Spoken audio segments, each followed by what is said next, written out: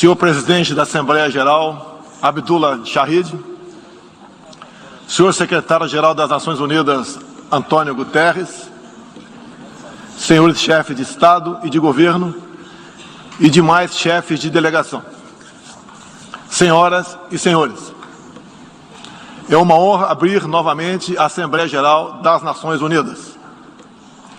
Venho aqui mostrar o Brasil diferente daquilo publicado em jornais ou visto em televisões.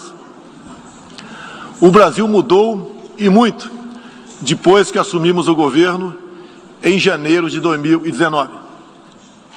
Estamos há 2 anos e 8 meses sem qualquer caso concreto de corrupção.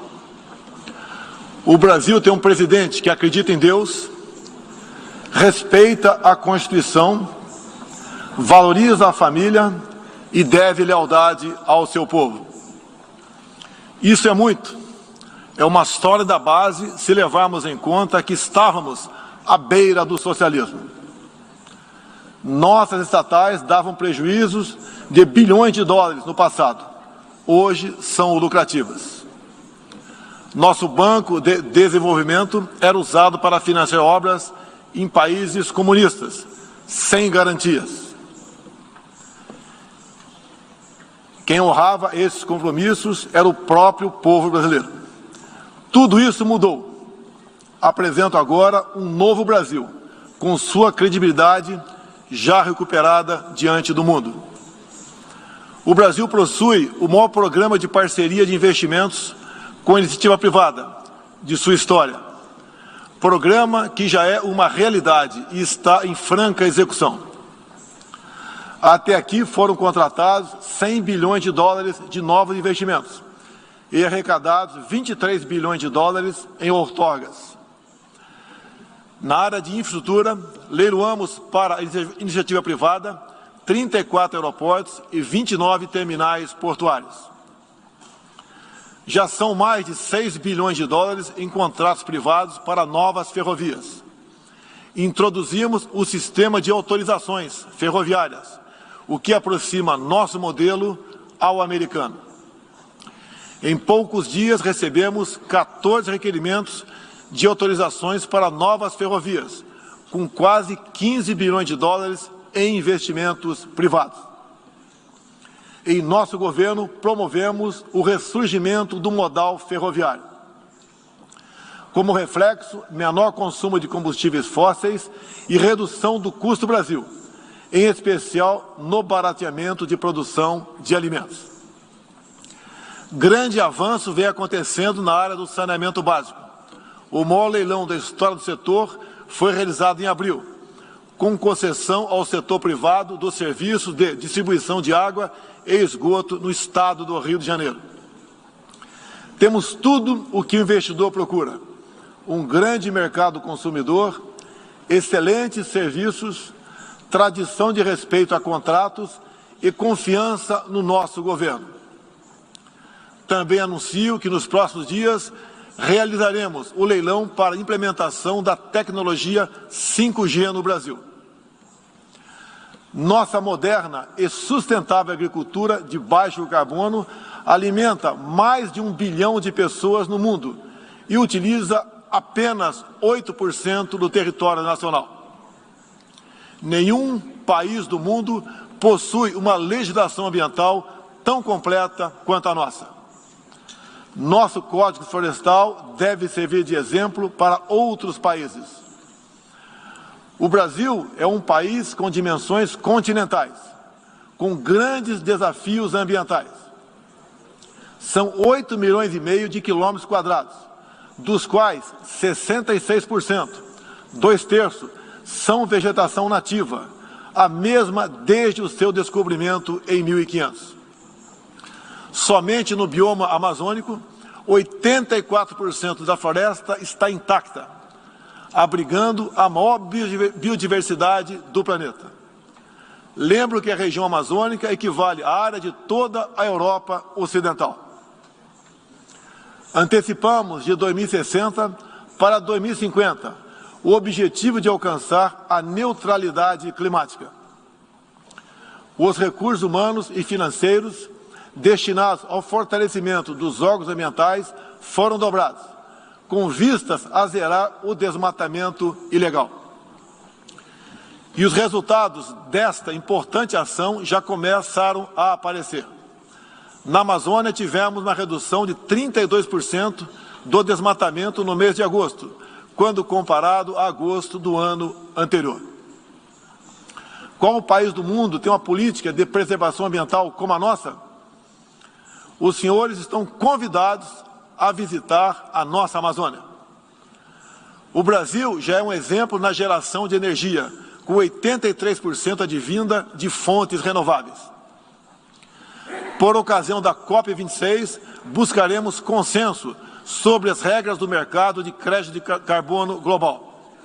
Esperamos que os países industrializados cumpram efetivamente seus compromissos com o financiamento de clima em volumes relevantes. O futuro do emprego verde está no Brasil.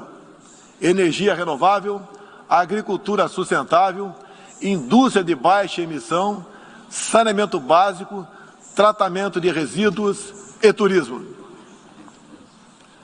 Ratificamos a Convenção Interamericana contra o Racismo e formas correlatas de intolerância. Temos a família tradicional como fundamento da civilização. E a liberdade do ser humano só se completa com a liberdade de culto e de expressão. 14% do território nacional, ou seja, mais de 110 milhões de hectares, uma área equivalente à Alemanha e França juntas, é destinada às reservas indígenas. Nessas regiões, 600 mil indígenas vivem em liberdade e cada vez mais desejam utilizar suas terras para agricultura e outras atividades. O Brasil sempre participou em missões de paz da ONU, de Suez até o Congo, passando pelo Haiti e Líbano. Nosso país sempre acolheu refugiados. Em nossa fronteira com a vizinha Venezuela, a operação acolhida do governo federal já recebeu 400 mil venezuelanos deslocados devido à crise político-econômica gerada pela ditadura bolivariana. O futuro do Afeganistão também nos causa profunda apreensão. Concederemos visto humanitário para cristãos, mulheres, crianças e juízes afegãos. Nesses 20 anos dos atentados contra os Estados Unidos da América, em 11 de setembro de 2001, reitero nosso repúdio ao terrorismo em todas as suas formas. Em 2022, voltaremos a ocupar uma cadeira no Conselho de Segurança da ONU. Agradeço aos 181 países, em um universo de 190, que confiaram no Brasil. Reflexo de uma política externa séria e responsável, promovida pelo nosso Ministério das Relações Exteriores. Apoiamos uma reforma do Conselho de Segurança da ONU, onde buscamos um assento permanente. A pandemia pegou a todos de surpresa em 2020. Lamentamos todas as mortes ocorridas no Brasil e no mundo. Sempre defendi combater o vírus e o desemprego, de forma simultânea e com a mesma responsabilidade.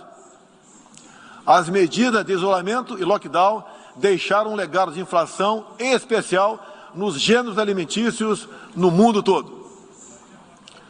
No Brasil, para atender aqueles mais humildes, obrigados a ficar em casa por decisão de governadores e prefeitos e que perderam sua renda, concedemos um auxílio emergencial de $800 para 68 milhões de pessoas em 2020. Lembro que terminamos 2020, ano da pandemia, com mais empregos formais do que em dezembro de 2019, graças às ações do nosso governo com programas de manutenção de emprego e renda que nos custaram cerca de 40 bilhões de dólares. Somente nos primeiros 7 meses deste ano, criamos aproximadamente 1.800.000 novos empregos. Lembro ainda que o crescimento para 2021 está estimado em 5%. Até o momento, o governo federal distribuiu mais de 260 milhões de doses de vacinas e mais de 140 milhões de brasileiros já receberam, pelo menos, a primeira dose, o que representa quase 90% adulta. 80% da população indígena também já foi totalmente vacinada. Até novembro, todos que escolheram ser vacinados no Brasil serão atendidos. Apoiamos a vacinação.